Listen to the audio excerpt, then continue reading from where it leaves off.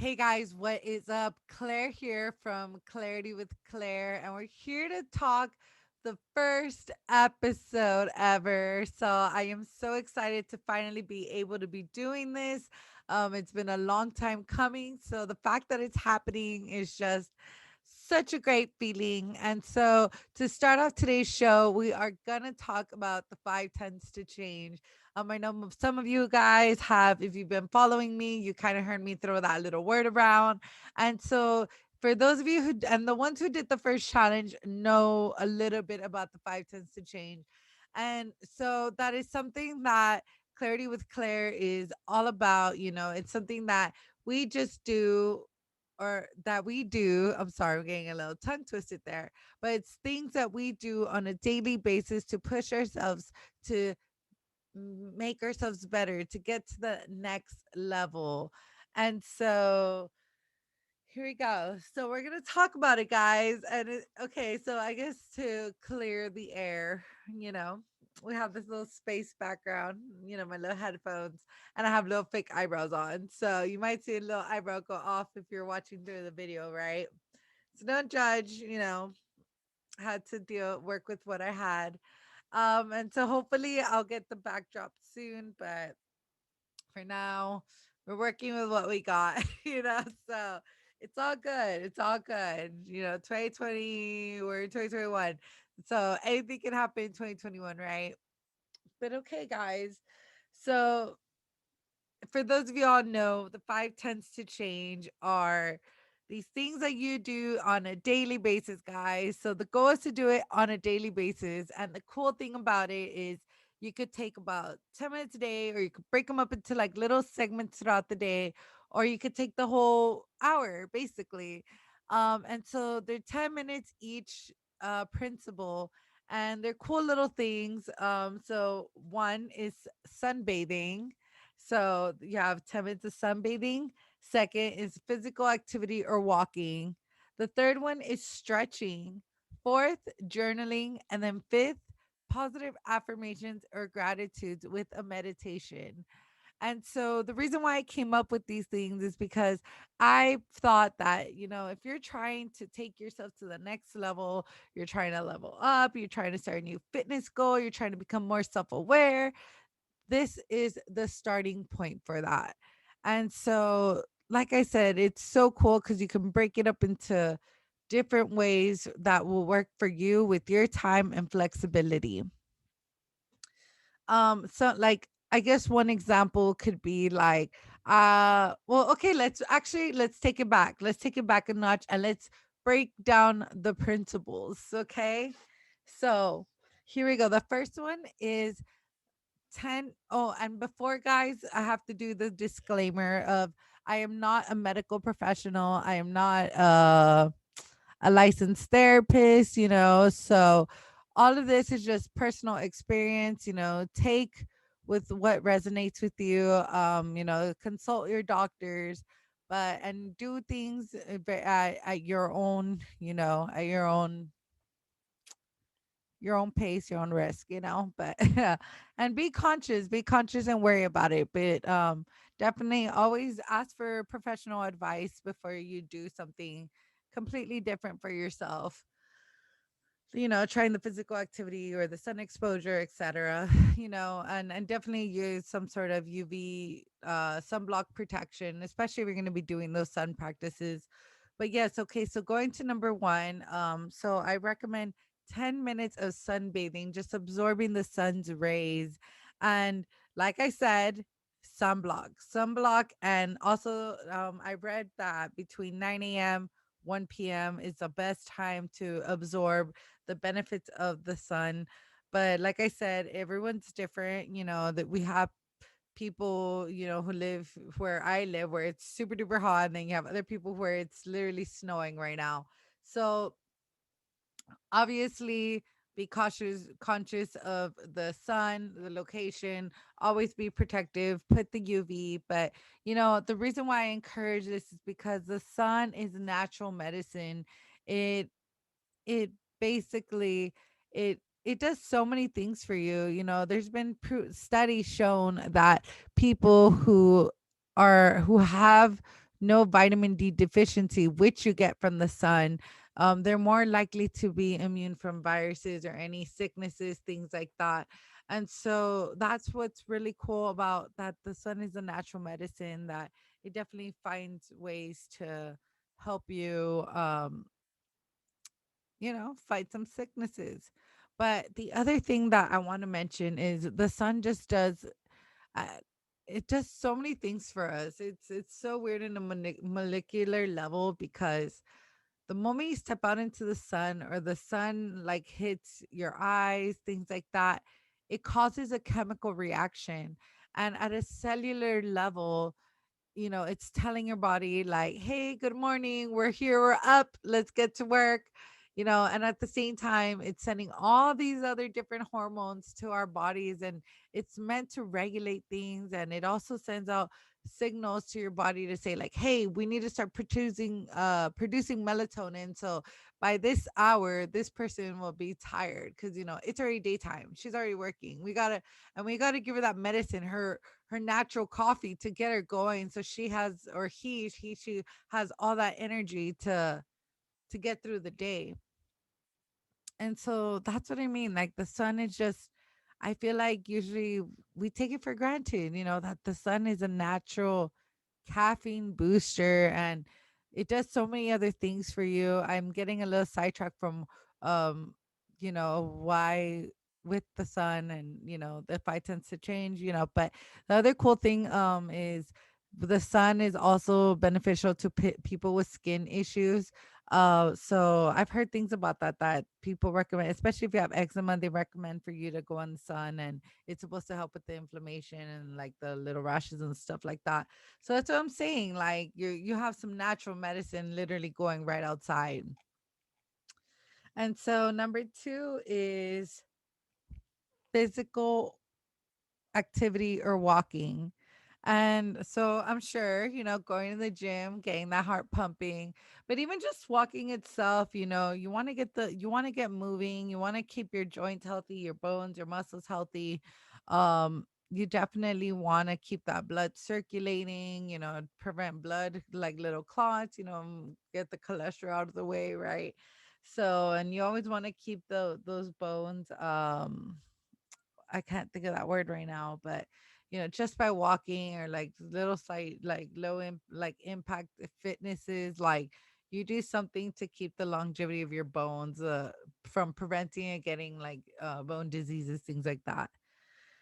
Stretching is the third principle, and it's so important, guys. Like on top of always working out, I feel like we everybody knows like it's good to work out. You drop couple weight pounds, you're getting fit, you're growing muscles.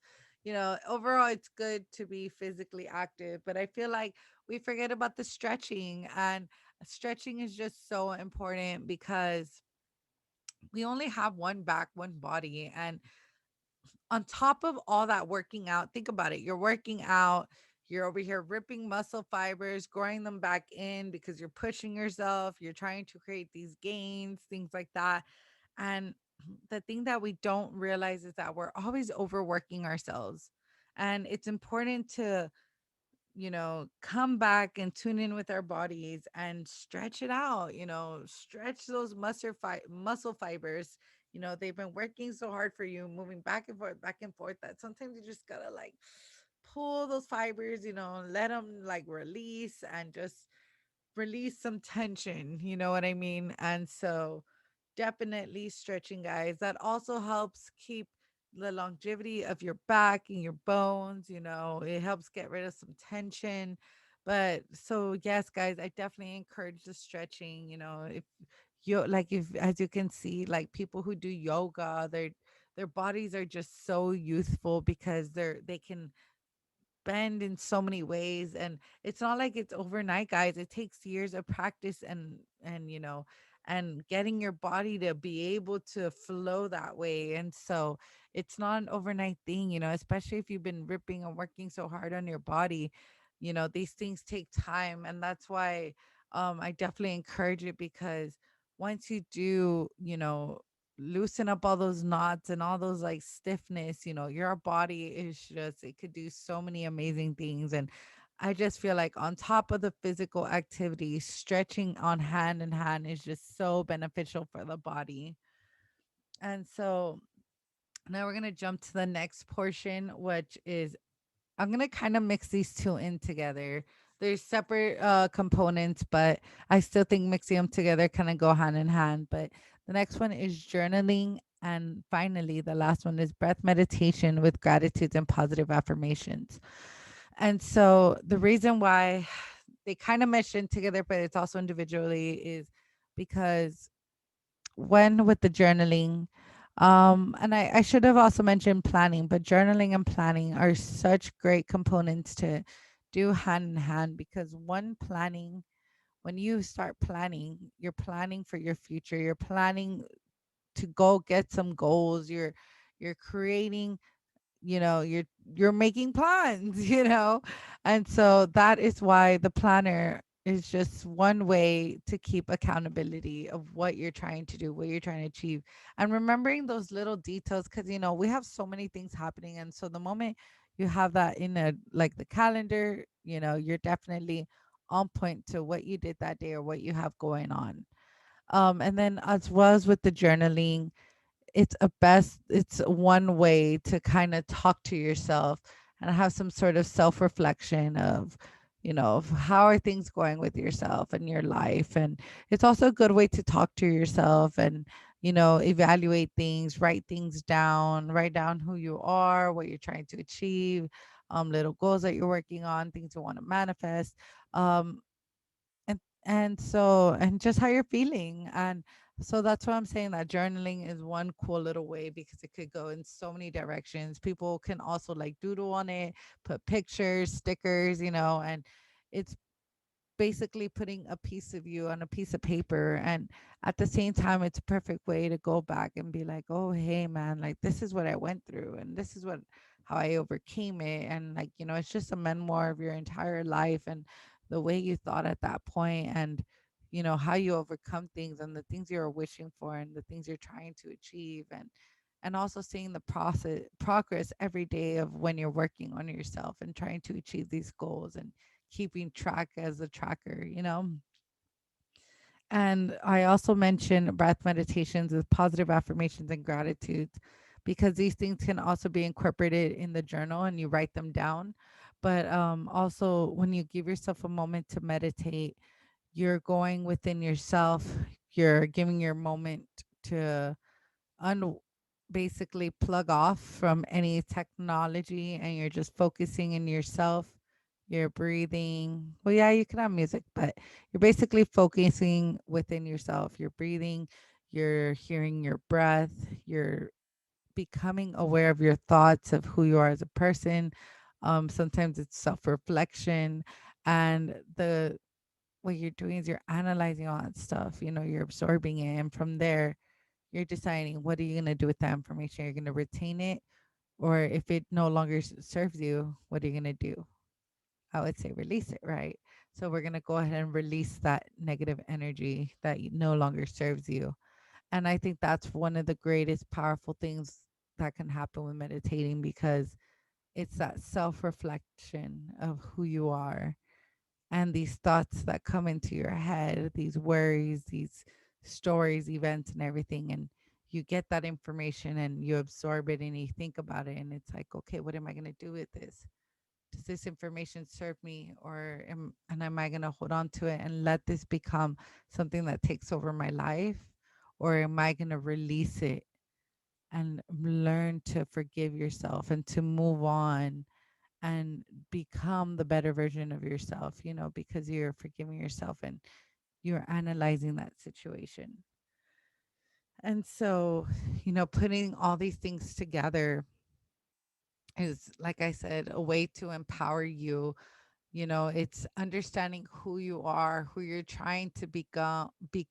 It's working on yourself, um, physically, mentally, emotionally, and receiving benefits from, all these different sources, and, becoming one a little bit closer with nature, and getting a sense of understanding of who you are, and I think that once you empower yourself and know who you are, the world is limitless.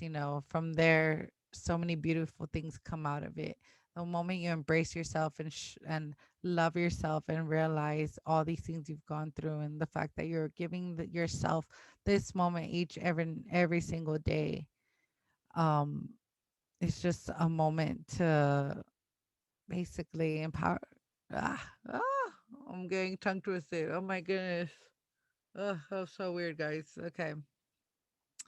But it basically gives you a moment to empower yourself as you get to understand yourself and do these things for yourself as a moment to be able to be like, hey, this hour, these minutes, these segments, whatever, however you break them up, I'm doing it for me and it's for myself so I can get a deeper connection with who I am and what I'm trying to get closer to, and have a sense of peace with myself and get closer with nature and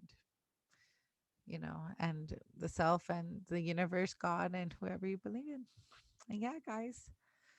And so, thank you guys so much for listening to the first ever Clarity with Claire episode. How we talked about the 5 tenths to change.